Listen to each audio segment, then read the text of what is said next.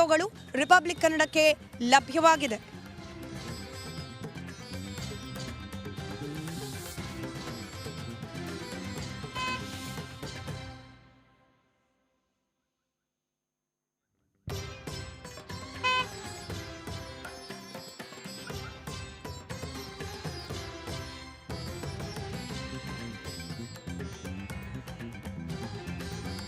ಸುಂದರ ರಾಮಲಲ್ಲಾ ಮೂರ್ತಿ ಹಿಂದೆ ಅಗಾಧ ಪರಿಶ್ರಮ ಇದೆ. 3 ಹಂತಗಳಲ್ಲಿ ರಾಮಲಲ್ಲಾ ಮೂರ್ತಿಯ ಕೆತ್ತನೆಯ ಕಾರ್ಯವನ್ನ ಮಾಡಲಾಗಿರೋದು. 1000 ಉಳಿಪೆಟ್ಟು ತಿಂದ ಮೇಲೆ ಶಿಲೆಯ ಮೂರ್ತಿ ಆ ರೂಪವನ್ನ ಪಡ್ಕೊಂಡಿರೋದು. ಶಿಲೆ ರಿಪಬ್ಲಿಕ್ ಕನ್ನಡಕ್ಕೆ ಎಕ್ಸ್ಕ್ಲೂಸಿವ್ ದೃಶ್ಯ ಹಾಗೆ ಫೋಟೋಗಳು ಲಭ್ಯವಾಗಿದೆ. ಯಾವ ಹಂತದಲ್ಲಿ ಯಾವೆಲ್ಲ ರೀತಿಯಲ್ಲಿ ಸಜ್ಜಾಗಿದೆ ಈ ಸುಂದರವಾದ ರಾಮಲಲ್ಲನ ಮೂರ್ತಿ, ಅದರ ಹಿಂದಿನ ಶ್ರಮ ಯಾವ ರೀತಿ ಇದೆ ಅನ್ನೋದರ ಒಂದಷ್ಟು ದೃಶ್ಯಗಳು ಹಾಗೆ ಫೋಟೋಗಳು ಎಕ್ಸ್ಕ್ಲೂಸಿವ್ ಆಗಿ ರಿಪಬ್ಲಿಕ್ ಕನ್ನಡಕ್ಕೆ ಲಭ್ಯವಾಗಿದೆ.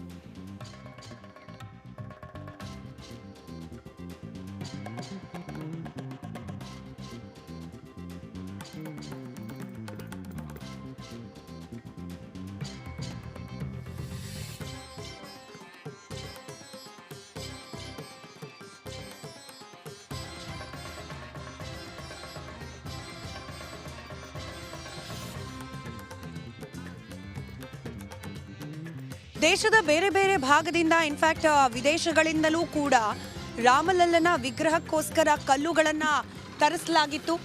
ನೇಪಾಳದ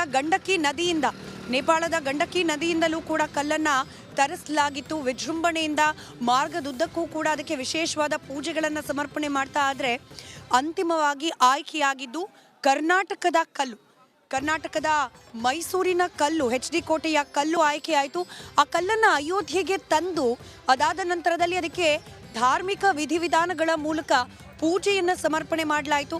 ಅದಾದ ನಂತರದಲ್ಲಿ ಅದನ್ನು ಈ ಮೂರ್ತಿ ಕೆತ್ತನೆಗೆ ಅರುಣ್ ಯೋಗಿರಾಜ್ ಅವರಿಗೆ ವರ್ಗಾವಣೆ ಮಾಡಲಿಕ್ಕೆ ಮುಂಚೆ, ಅವರಿಗೆ ಹ್ಯಾಂಡ್ ಓವರ್ ಮಾಡಲಿಕ್ಕೆ ಮುಂಚೆ ಅದಕ್ಕೆ ಒಂದು ಬೇಸಿಕ್ ಆಕಾರವನ್ನು ನೀಡಲಾಯಿತು. ಅದಾದ ನಂತರದಲ್ಲಿ ಅರುಣ್ ಯೋಗಿರಾಜ್ ಅವರಿಗೆ ಆ ಕಲ್ಲನ್ನು ಹ್ಯಾಂಡ್ ಓವರ್ ಮಾಡಲಾಯಿತು. ಅದಾದ ನಂತರದಲ್ಲಿ ಅರುಣ್ ಯೋಗಿರಾಜ್ ಅವರ ಕೈಯಲ್ಲಿ ಸುಂದರವಾದ ರಾಮಲಲ್ಲನ ವಿಗ್ರಹ ತಯಾರಾಯಿತು.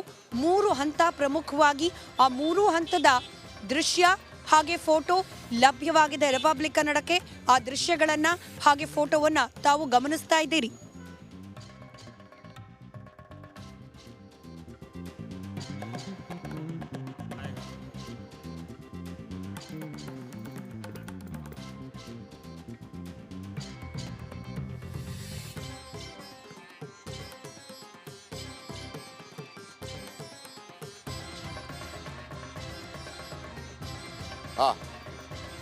ನಮಸ್ಕಾರ, ಜೈ ಶ್ರೀರಾಮ್.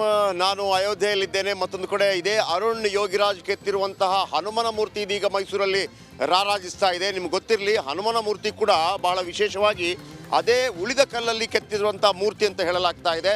ಯಾಕಂದರೆ ಅರುಣ್ ಯೋಗಿರಾಜ್ ಅವರು HD ಕೋಟೆ ಸಮೀಪದ ಆ ಭಾಗದಲ್ಲಿ ಸಿಕ್ಕಂಥ ಆ ಕೃಷ್ಣಶಿಲೆ ಇದೆಯಲ್ಲ, ಈಗ ಒಂದು ಮಾಹಿತಿ ಪ್ರಕಾರ 3000 ಮಿಲಿಯನ್ ವರ್ಷಗಳ ಹಿಂದಿನ ಕಲ್ಲು ಅನ್ನುವಂಥ ಮಾಹಿತಿಗಳು ಕೂಡ ಬರ್ತಾ ಇದೆ.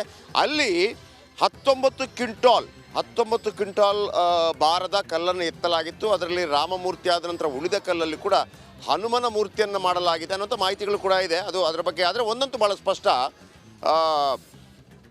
ಮೈಸೂರಲ್ಲಿ ಈಗ ಈ ಹನುಮನ ಮೂರ್ತಿ ಕೂಡ ರಾರಾಜಿಸ್ತಾ ಇದೆ. ದೇಶ ವಿದೇಶಗಳಿಂದ ಅನೇಕರು ಬರ್ತಾ ಇದ್ದಾರೆ. ಇವತ್ತು 20ನೇ ತಾರೀಕು, 21, 22ನೇ ತಾರೀಕಿನಂದು ಪ್ರಾಣ ಪ್ರತಿಷ್ಠಾಪನೆ ಆಗಲಿದೆ. ಯಾವ ರೀತಿ ಅಯೋಧ್ಯೆ ಸಂಭ್ರಮ ಮನೆ ಮಾಡಿದೆ, ಅದೇ ರೀತಿ ದೇಶದಾದ್ಯಂತ ವಿಶೇಷವಾಗಿ ಕರ್ನಾಟಕದಲ್ಲೂ ಕೂಡ ಸಂಭ್ರಮ ಮನೆ ಮಾಡಿದೆ. ಬೇರೆ ಬೇರೆ ಕಡೆಗಳಿಂದ ಕೂಡ ಭಕ್ತಾದಿಗಳು ಬರ್ತಾ ಇದ್ದಾರೆ. ಇಲ್ಲಿ ನೋಡಿ, ಇಲ್ಲಿ ಇದರ ಬಗ್ಗೆ ಒಂದು ಪ್ರತ್ಯಕ್ಷ ವರದಿಯನ್ನು ಕೊಟ್ಟಿದ್ದಾರೆ, ಅದನ್ನು ನೋಡ್ಕೊಂಬರೋಣ ಬನ್ನಿ. ಅರುಣ್ ಯೋಗಿರಾಜ್ ಅವರೇ ನಿರ್ಮಾಣ ಮಾಡಿರುವಂತಹ ರಾಮನ ಬಂಟ ಹನುಮಂತರ ಮೂರ್ತಿ, ಅದರಲ್ಲೂ ಕೂಡ ಮೈಸೂರು ಜಿಲ್ಲೆ ಚುಂಚನಕಟ್ಟೆ ಜಲಪಾತದಲ್ಲಿ ನಿಲ್ಲಿಸಿರುವಂತಹ ಈ ಒಂದು ಮೂರ್ತಿ, ಈ ಚುಂಚನಕಟ್ಟೆ ಜಲಪಾತಕ್ಕೆ ರಾಮ ವನವಾಸ ಸಂದರ್ಭದಲ್ಲಿ ಬಂದಿರುವಂತಹ ಇತಿಹಾಸ ಕೂಡ ಇದೆ. ಸೊ ಇದೇ ಸ್ಥಳದಲ್ಲಿ ಅರುಣ್ ಯೋಗಿರಾಜ್ ಅವರು ಕೂಡ ಒಂದು ಏಕಶಿಲಾ ಹನುಮಂತರ ಮೂರ್ತಿಯನ್ನು ಕೂಡ ನಿರ್ಮಾಣ ಮಾಡಿದ್ದಾರೆ. ಈಗ ಅದು ಎಲ್ಲರ ಕಣ್ಮನ ಸೆಳೆಯುವಂತಹ ವಿಗ್ರಹ ಆಗಿರುವಂಥದ್ದು. ಭಾಳ ಪ್ರಮುಖವಾಗಿ ಇಲ್ಲಿ ದೃಶ್ಯದಲ್ಲಿ ಕಾಣ್ತಾ ಇರುವಂಥದ್ದು ಏನು ಚುಂಚುಲಕಟ್ಟೆ ರಾಮದೇವರ ದೇವಸ್ಥಾನದ ಮುಂಭಾಗದಲ್ಲಿ ನಿರ್ಮಾಣ ಆಗಿರುವಂತಹ ಈ ಒಂದು ಹನುಮನ ಏನು ಏಕಶಿಲಾ ಮೂರ್ತಿ ಏನಿದೆ ಸುಮಾರು 50 ಅಡಿ ಅಂದರೆ 30 ಅಡಿ ಎತ್ತರದ ಈ ಒಂದು ಏಕಶಿಲಾ ಮೂರ್ತಿ ಆಗಿರುವಂಥದ್ದು 70 ಟನ್ ತೂಕವನ್ನು ಹೊಂದಿರುವಂಥದ್ದು. ಜೊತೆಗೆ ನೀವು ಕೆಳಗಿನ ಪೀಠವನ್ನು ಗಮನಿಸ್ತಾ ಇದ್ದರೆ ಸುಮಾರು 5 ಅಡಿ ಪೀಠವನ್ನೇ ಈ ಒಂದು ವಿಗ್ರಹವನ್ನು ನಿಲ್ಲಿಸೋದಕ್ಕೆ ಮಾಡಿದ್ದಾರೆ. 30 ಅಡಿ ಎತ್ತರದ ಈ ಒಂದು ಏನು ಹನುಮನ ಮೂರ್ತಿಯಲ್ಲಿ ಭಾಳ ಪ್ರಮುಖವಾಗಿ ಆಂಜನೇಯನ ಹೋಲುವ ಮೈಕಟ್ಟು, ಜೊತೆಗೆ ಹೊಯ್ಸಳ ಶೈಲಿಯ ಚಿನ್ನಾಭರಣ ಹಾಗೂ ಎದೆಯ ಮಧ್ಯಭಾಗದಲ್ಲಿ ಗಮನಿಸ್ತಾ ಇದ್ದರೆ ರಾಮನ ಪದಕದ ಅಲಂಕಾರವನ್ನು ಕೂಡ ಇಲ್ಲಿ ಮಾಡಲಾಗಿದೆ. ಜೊತೆಗೆ ವಿಭಿನ್ನ ಶೈಲಿಯ ಒಂದು ಕಿರೀಟವನ್ನು ಕೂಡ ಇಲ್ಲಿ ಹನುಮನಿಗೆ ಈ ಒಂದು ಶಿಲೆಯಲ್ಲಿ ಕೆತ್ತನೆ ಮಾಡಿರುವಂಥದ್ದು. ನೀವು ಹೊಟ್ಟೆಯ ಭಾಗವನ್ನು ಗಮನಿಸ್ತಾ ಇದ್ದರೆ ನಿಜಕ್ಕೂ ಕೂಡ ಹನುಮಂತ ಎಷ್ಟು ಫಿಟ್ ಆಗಿರ್ತಾ ಇದ್ರು ಅನ್ನೋದಕ್ಕೆ ಈ ಒಂದು ವಿಗ್ರಹ ಹೇಳುವಂಥದ್ದು. ಜೊತೆಗೆ ಏನೋ 6 ಪ್ಯಾಕನ್ನು ಕೂಡ ಅಲ್ಲಿ ಹೊಟ್ಟೆಯ ಭಾಗದಲ್ಲಿ ಅವರು ಗಮನಿಸ್ತಾ ಇರ್ಬೋದು. ಜೊತೆಗೆ ಹನುಮಂತನ ಏನು ಗದೆಯಲ್ಲಿದೆ ಆ ಒಂದು ಗದೆಯಲ್ಲೂ ಕೂಡ ವಿಭಿನ್ನ ಶೈಲಿಯಲ್ಲಿ ಮಾಡಿರುವಂಥದ್ದು. ಸಾಕಷ್ಟು ವಿಶೇಷತೆಯಿಂದ ಈ ಒಂದು ಹನುಮಂತನ ಮೂರ್ತಿ ಕೂಡಿರುವಂಥದ್ದು. ಅರುಣ್ ಯೋಗಿರಾಜ್ ಅವರು ಸುಮಾರು ಅವರ ತಂಡ ಸುಮಾರು 1 ವರ್ಷಗಳ ಕಾಲ ಈ ಒಂದು ವಿಗ್ರಹವನ್ನು ಮಾಡೋದಕ್ಕೆ ತೆಗೆದುಕೊಂಡಿದ್ದರು. ಸುಮಾರು 2 ವರ್ಷಗಳ ಹಿಂದೆ, ಈಗಾಗಲೇ 1 ವರ್ಷಗಳ ಹಿಂದೆ ಈ ಒಂದು ದೇವಾಲಯದ ಮುಂಭಾಗದಲ್ಲಿ ಈಗಾಗಲೇ ಪ್ರತಿಷ್ಠಾಪನೆ ಮಾಡಲಾಗಿದೆ. ಕ್ಯಾಮ್ರಾ ಪರ್ಸನ್ ಸಚಿನ್ ಜೊತೆಗೆ ವಿನೋದ್ ಪುಡವರಳ್ಳಿ, ರಿಪಬ್ಲಿಕ್ ಕನ್ನಡ, ಮೈಸೂರು.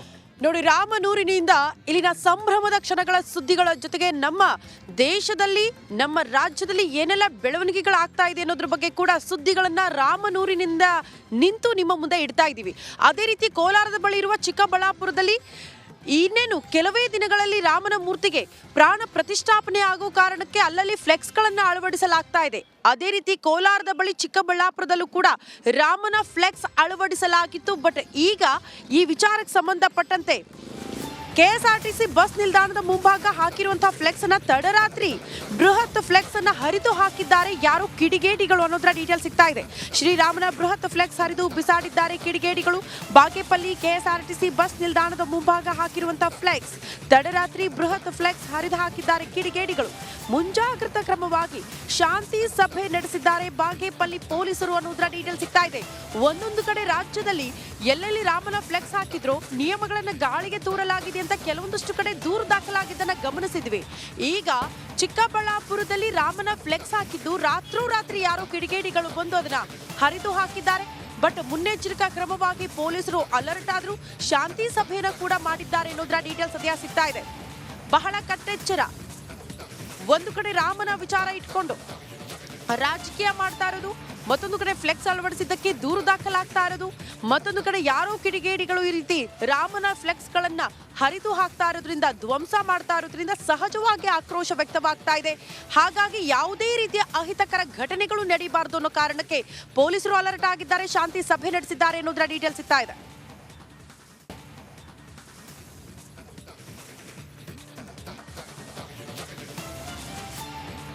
ರಾಮನೂರಿನಿಂದ ನಿಂತು ಇನ್ನಷ್ಟು ಸಂಭ್ರಮದ ಕ್ಷಣಗಳ ಜೊತೆಗೆ ಭದ್ರತೆ ಸಿದ್ಧತೆ ಬಗ್ಗೆ ಮತ್ತಷ್ಟು ಡೀಟೇಲ್ಸ್ ಅನ್ನ ನಿಮ್ಮ ಮುಂದೆ ಇಡ್ತಾ ಹೋಗ್ತೀವಿ ಸ್ಮಾಲ್ ಬ್ರೇಕ್ನ ಬಳಿಕ.